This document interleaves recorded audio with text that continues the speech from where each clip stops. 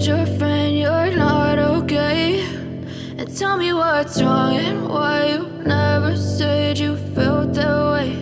And guess you're trying to stay strong and fake a smile until I look away. But I've known you too long, it hurts to watch your blue eyes fade to grey. Good morning everyone, જય શ્રી કૃષ્ણ. કેમ છો તમે બધાય? I hope કે તમે બધા મજામાં હશો. હું પણ મજામાં છું. અને હું આવી ગઈ હતી સવારમાં પાછું કાનાનું કરવા માટે. કાનાને પોઢેલા છે તો એની સેવા કરવા માટે. તો ચાલો હવે આપણે સેવા શરૂ કરી દઈએ કાનાની, જેમ ડેઈલી કરતા હોય છે તેમ. અને કોમેન્ટમાં જય શ્રી કૃષ્ણ જરૂરથી લખજો.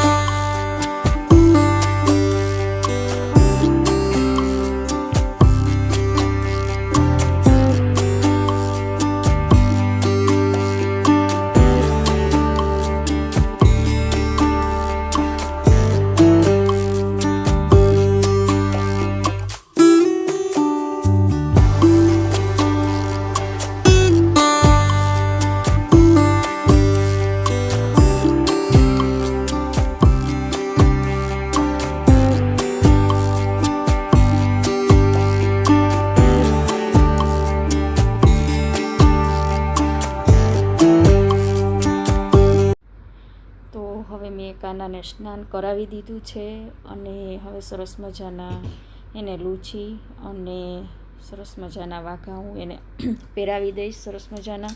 એટલે મસ્ત આપણે કાનાનો ધીમે ધીમે શિંગાર ચાલુ કરી દઈએ. તો જો મેં અહીંયા સરસ કપડાં વાઘા પહેરાવી દીધા છે કાનાને. ઓલું કહે છે ને કે કાયમ આપણે અલગ અલગ આપણે તૈયાર થતા હોય તો કેવું આપણે લાગતું હોય, તો આપણે આપણા કરતાં આપણે એમ થાય કે આપણે પહેલાં ભગવાનને તૈયાર કરી અને આપણું વધારે આપણે ખુશી થાય છે ટૂંકમાં, કે ચાલો એનું પહેલાં કરી લઈએ એમ. તો હવે હું આ કાનાને સેટ પહેરાવું છું, જો ગળામાં આવી રીતના સરસ. અને સવારમાં ઉઠીએ ને એટલે એમ જ થાય કે પહેલાં ચાલો જલ્દીથી પહેલાં કાનાનું કરી લઈએ અને પછી આપણે આપણો દિવસની શરૂઆત કરીએ. કારણ કે જે એક જાતની તમારી હેબિટ જે પડી ગઈ હોય ને, એટલે કે એ તમે એની પાસે જ આપણે જવું જ પડે ટૂંકમાં. આપણે રહી જ ના શકીએ કે હાલો પહેલાં આપણે આપણું કરીએ ને પછી એનું નિરાતે કરશું ને, એવું આપણે કરી જ ન શકીએ. કારણ કે આપણે એક જાતની એવી હેબિટ જ થઈ ગઈ હોય કે નહીં, પહેલાં મારે એ જ કરવાનું છે અને એ કરીને પછી જ હું બીજા બધાય કામને આખા દિવસની હું શરૂઆત કરીશ અને બીજા બધાય કામ હું સ્ટાર્ટ કરીશ. એટલા માટે એટલે જેને હેબિટ પડી ગઈ હોય ને, હેબિટમાંય પણ મન હોવું જોઈએ તમારું. ઓલું કહે છે ને કે એકદમ મન હોય ને તમારું તો એ તમને બોજ ના લાગે. એક એ તમારા માટે એમ થઈ જાય કે જલ્દી પહેલાં ભગવાન પાસે જાઉં, એના દર્શન કરું, એનું પહેલાં બધું કરી લઉં હું અને પછી હું નવા દિવસની શરૂઆત કરું.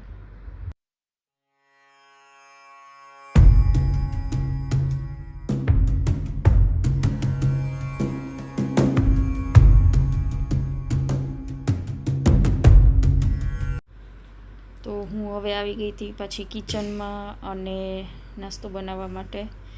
તો અહીંયા મેં તેલ મૂકી દીધું છે અને સાંજની ઘણી બધી રોટલી જે હતી તો મને એમ થયું કે ચાલો એને હું ફ્રાય કરી લઉં, એટલે કે તો સરસ લાગે છે ક્રિસ્પી.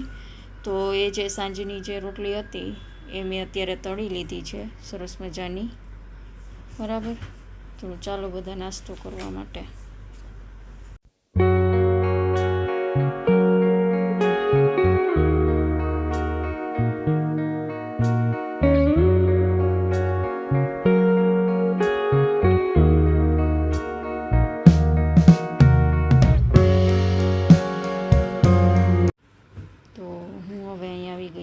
લીંબુ શરબત પીવા માટે, કારણ કે પછી કિચનમાં જ મારે જવાનું હતું અને વાસણ હતા 2-3 ખાટલી, એ બધા ગોઠવવાના હતા, કરવાના હતા. એટલે પછી લીંબુ શરબત પી અને હું આવી ગઈ હતી પાછી કિચનમાં. તો ફટાફટ કરી લઈએ.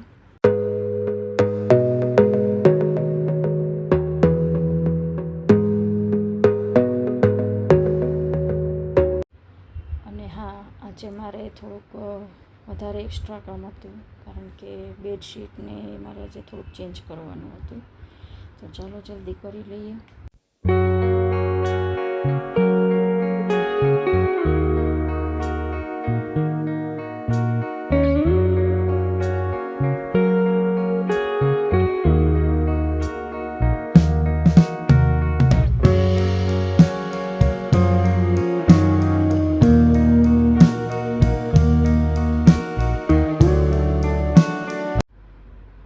મારા અહીંયા ઉછાળ પણ પલાળી દીધા છે અત્યારે ને અત્યારે, અને કપડાં પણ ધોવાઈ ગયા છે અને વાગી ગયા છે 11.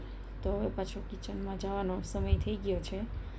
તો ચાલો, આજે હું બનાવવાની છું ભીંડાનું શાક, કઢી અને રોટલી ને ભાત, એ બધું બનાવવાની છું.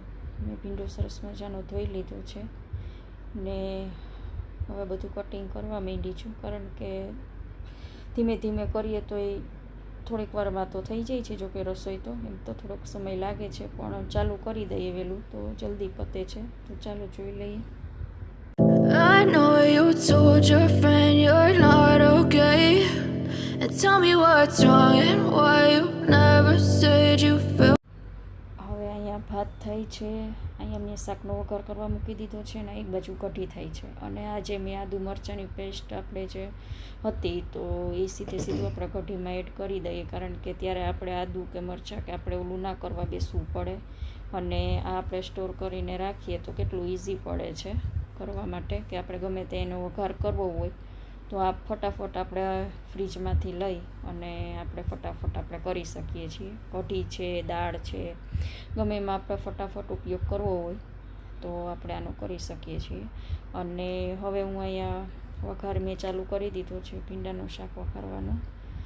તો હવે જલ્દી ભીંડાનું શાક વઘારી લઉં.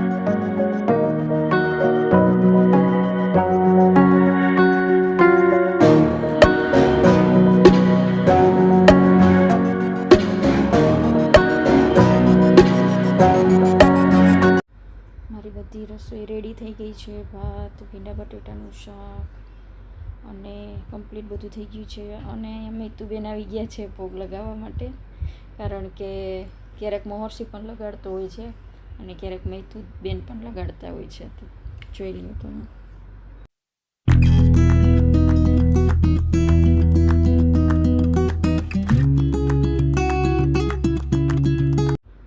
મીઠો જે લીમડો છે એમાં હમણાં સરસ સરસ પાંદા આવવા માંડ્યા છે. તમે જોઈ લ્યો, બહુ જ સરસ આવે છે હમણાં તો.